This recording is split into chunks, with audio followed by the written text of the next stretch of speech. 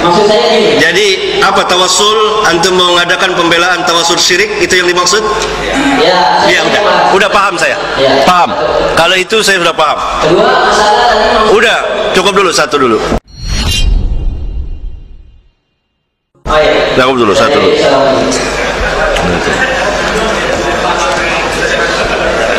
Paham.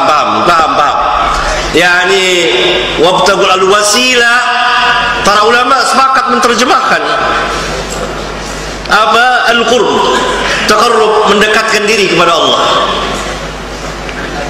Dengan apa? Mendekatkan diri kepada Allah dengan apa?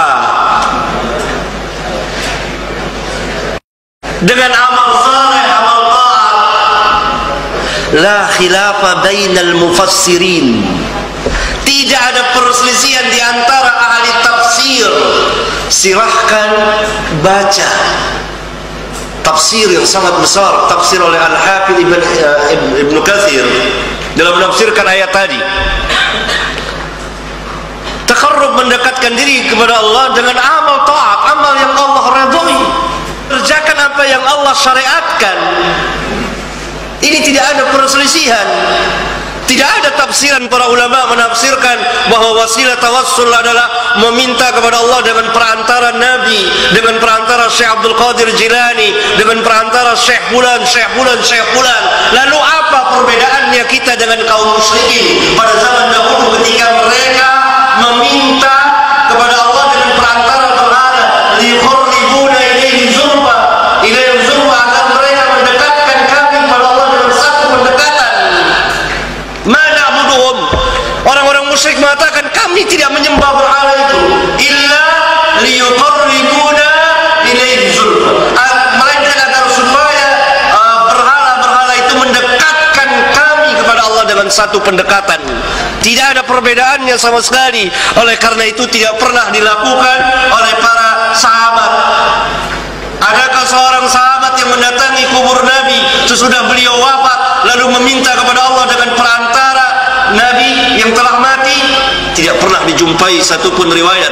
Apakah kita mau mengatakan bahwa kita lebih alim dari sahabat, kemudian tabi'in, kemudian tabi'ut tabi'in, kemudian atba'ut tabi'in, kemudian a'immatul arba'ah, termasuk al-Imam Syafi'i? Pernah mereka berbuat demikian? Kalla thumma kalla. Tunggu, saya akan menjawab itu. Saudara tenang aja, katanya tenang aja. Saya menjawab, kalau enggak selesai. Ini bukan ilmu lagi. Kasih minum. Jadi ini penafsiran yang salah, penafsiran yang keliru, penafsiran yang sesat dan menyesatkan, karena tidak pernah dilakukan oleh sahabat. Saudara silakan baca di kitab Sahih Bukhari. Di kitab Sahih Bukhari dalam kitab Al-Istisqa, ketika terjadi musim kemarau, maka Umar bin Khattab dan kawan-kawannya para sahabat mendatangi kubur Nabi, tidak, tapi meminta kepada Abbas paman beliau agar paman Nabi sallallahu alaihi wasallam agar berdoa kepada Allah. Tidak ada yang mendatangi kubur beliau, dan beliau mengatakan la taj'alu qabri 'aidan. Jangan kamu jadikan kuburku tempat perayaan yang didatangi pada waktu-waktu tertentu.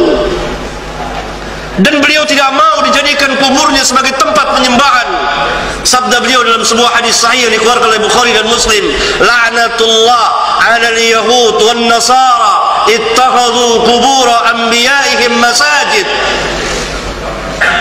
Laknat Allah kepada orang-orang Yahudi dan Nasara yang menjadikan kubur nabi-nabi mereka sebagai masjid-masjid, tempat peribadatan.